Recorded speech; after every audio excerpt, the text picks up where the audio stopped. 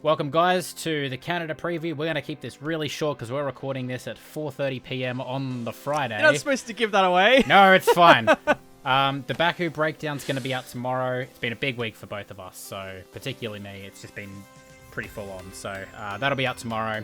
This one's going to be very, very brief. First time in Canada since 2019.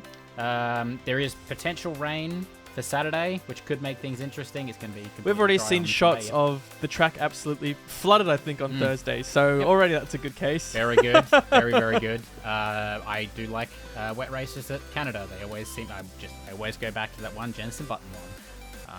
One of the best races of all time. But it's apparently going to be a very similar race to Baku in terms of the tyres that they're taking are the three softest. It's a very bumpy... It's not a street circuit, technically, but it's not traditional street circuit. I think it's like a hybrid, like Albert Park kind of thing. Yeah, but it's quite bumpy. Generally, they tend to take sort of lower downforce packages as well, like they do at Baku. So a lot of teams thinking that it's going to be a very similar race weekend. So with that said, let's talk about what was hampering a lot of people at the Baku race, which was the bouncing, which we were expecting to see at Canada as well. It's a great thing we're recording now. We're going to talk about this probably more in depth on the podcast coming out next week, but we'll touch on it very briefly. The FIA has just introduced a directive, I guess a short-term directive. An amendment, per se. An amendment, yes. Where if drivers... or cars are above a certain threshold of bouncing or porpoising, they will be instructed to raise their ride height. The actual measurement hasn't been specified yet, but this is just a short-term one. They've implemented it very, very quickly. I'm actually surprised how quickly they have done it, given how slow they've been with decisions even lately, talking in our Baku breakdown, which I guess you'll hear if you listen to that too, we were kind of like, it seems like everyone's raising it, but I don't know if they'll do much. And then suddenly, a few days later, bam, hard cut rule. And I guess to its credit, this was the rule that you and I were hoping for. It's not a case of just, everyone, here's the minimum till we sort something out. They're very much saying, okay, that's fine. Guys with the worst of it, sort it out or you're getting penalized. Yep. Yeah, that's it. So I think it's the best situation they can come up with. Short term, they said medium to long term. Again, we'll talk more about it in the podcast, but medium to long term, they're going to be implementing or like researching different strategies to try and, eliminate it altogether. But this is very short term. They're looking to implement it for the Canadian Grand Prix. But this is all the information we have at the moment, is that this will be coming in. The idea is that from FP3 onwards, they're trying to have it implemented for Canada and onwards. So we'll see. That could change a couple of teams drastically. Particularly, you look at Mercedes, obviously. But, Mercedes will tend to... You would expect them to drop back if they're having as much bouncing as they did at Baku. The other big one is Ferrari.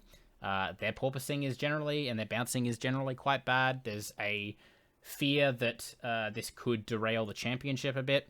Again, we'll talk more about it on the podcast. If you have any thoughts, let us know in the comments, or any questions.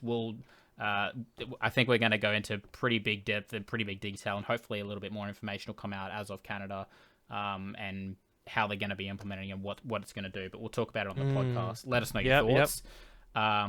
With that said, what are your predictions for this weekend? Given this news that's just come out, So, there's this news and there's also some other rumors that I've heard about a certain man who had his red engine blowing up might be taking a penalty for a turbo this weekend. I think it's just a rumor at this point, but I've seen it. I haven't looked into it in detail, but when I did wake up today, I saw a few people mentioning that there's some chatter about it. So... Yes, so I guess I'll bring it up in case, I don't know, that affects anything for you. That was part of, I think, our pre-chat. I still wasn't sure. But I actually think about it, I think, off the bounce last week. I think of trends. I mean, I'm not going to go super, super boring. We'll start at pole, I guess, for quali. Yep. If we're thinking, look, it could be a bit crazy. There could be all sorts of changes, little things going on. Who was looking most stable last week? Well, it was the boys in the RBs, wasn't it? But... Should I go with Max? No, I'm not going to go with Max. I'm going to go with Checo because I Ooh. always talk about him, but then I still don't go, but that edge, it's not there. But you know what? Stuff it. If I don't go with it this weekend, well, then I'm gonna regret it. So pole for me is Checo. What have you got? Well, I like the Checo call because the last 2 weekends he has been better on qualifying pace than Max has been. Particularly Baku, again, they're saying it's going to be pretty similar to Baku, and he looked a lot more comfortable on the 1-lap pace there. So, and he doesn't mind Canada as well. He's had some. Yep, very true. I've still got Max. I expect him to bounce back. I did have Charles. Then I saw this rule implemented. I'm like, I'm going to go Max. I think that's going to hamper them quite a lot.